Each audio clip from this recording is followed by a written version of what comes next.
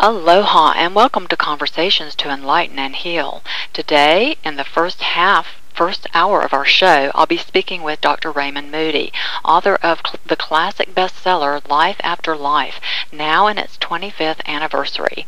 At the top of the hour, neurosurgeon Dr. John L. Turner, a friend of Dr. Moody's and the author of Medicine, Miracles, and Manifestations, will join us on the show for a deeper look into the science behind near-death and out-of-body experiences.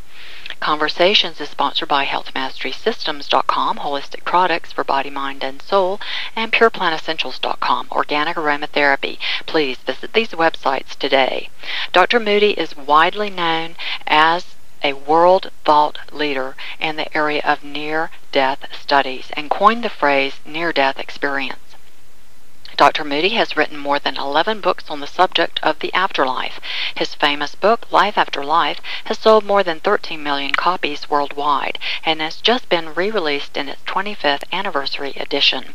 Dr. Moody's groundbreaking work about death and dying continues to capture enormous public interest, and his newest book, Glimpses of Eternity, has just been released this September.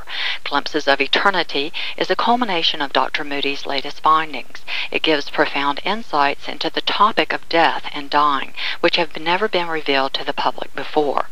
Dr. Moody received his MD from the Medical College of Georgia and a PhD in philosophy from the University of Virginia.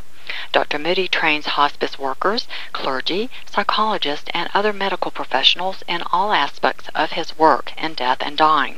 In his private practice with the terminally ill, Dr. Moody has helped thousands of people to cope with death and dying and the death of their loved ones.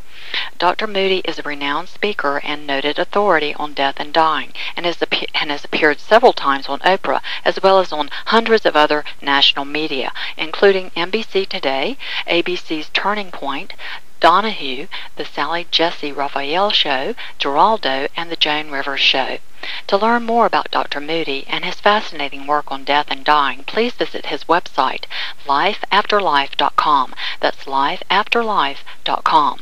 Please welcome to the show my very special guest, Dr. Raymond Moody. Hi, Raymond. Thanks for joining us. Hi, KG. Thank you so much for having me on your program. Well, you have delighted.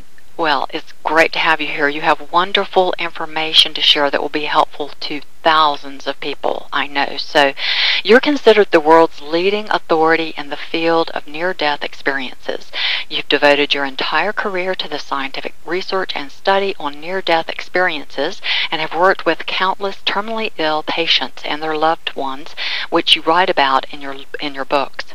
So tell us something about your clinical research and investigation with people who experienced clinical death, then revived. What's the most interesting experience you have ever witnessed personally? Well, you know, KG, I never even heard of this until I was 18 years old in 1962, and I read about it in Plato's Republic, of all places. I was a philosophy major at the University of Virginia and went on to get my PhD in philosophy there.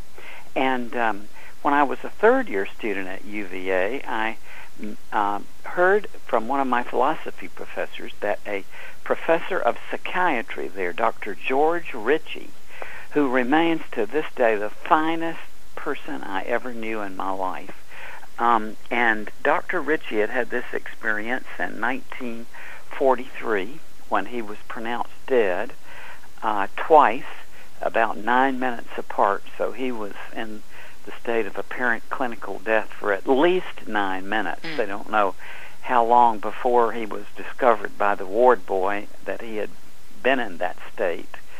But Dr. Ritchie's story, probably because it was the first one I heard, remains to me the most fascinating of all.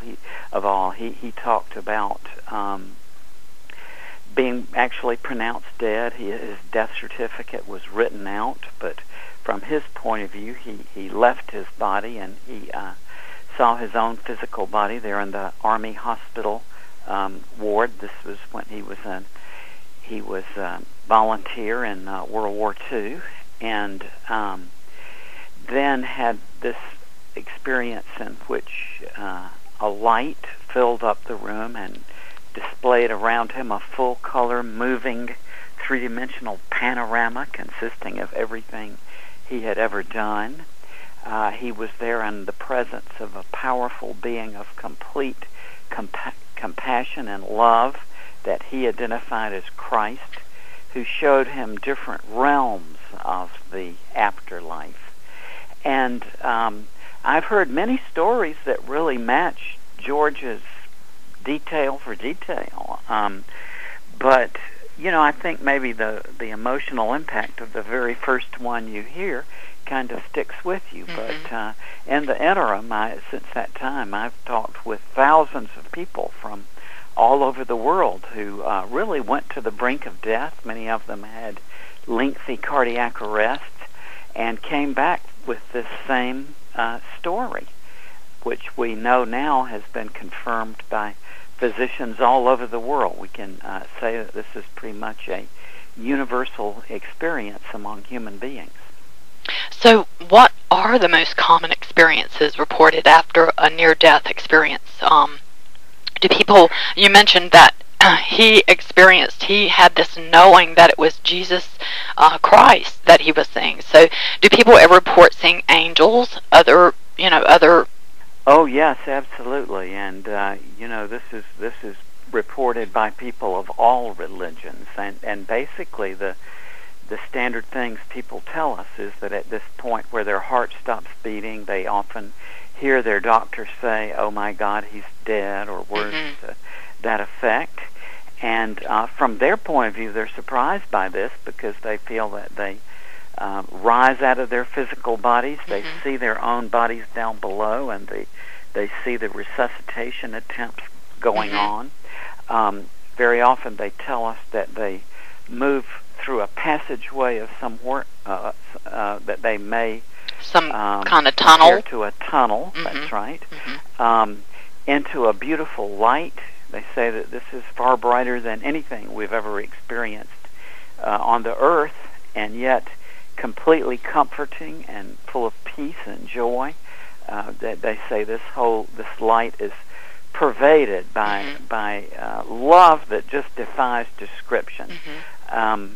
People say often that they hear beautiful music, that, again, music that's just indescribable from the earthly point of view. And again, this notion that it's indescribable is something that we hear constantly. People say that no matter how articulate they may be or however many languages they may speak, that the experience they have is just something utterly beyond words.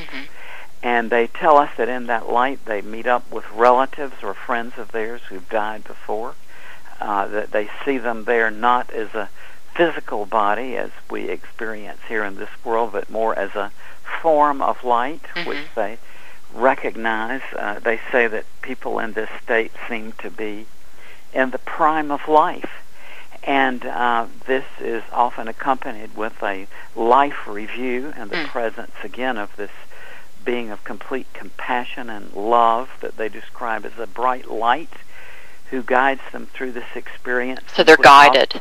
Yes, well, and guided in the sense that the typical description I get with this is people say that everything is there at once. In other words, you see every detail of your life in this full-color, three-dimensional hologram almost. And that because language is sequential, when they describe it, they have to describe it as though it were a sequence. But in the experiencing of it, it's not sequential. Rather, they say that everything is there at once. And this being of light sort of directs their attention to specific aspects of it. No words are exchanged, but they say they are immediately aware of the thoughts.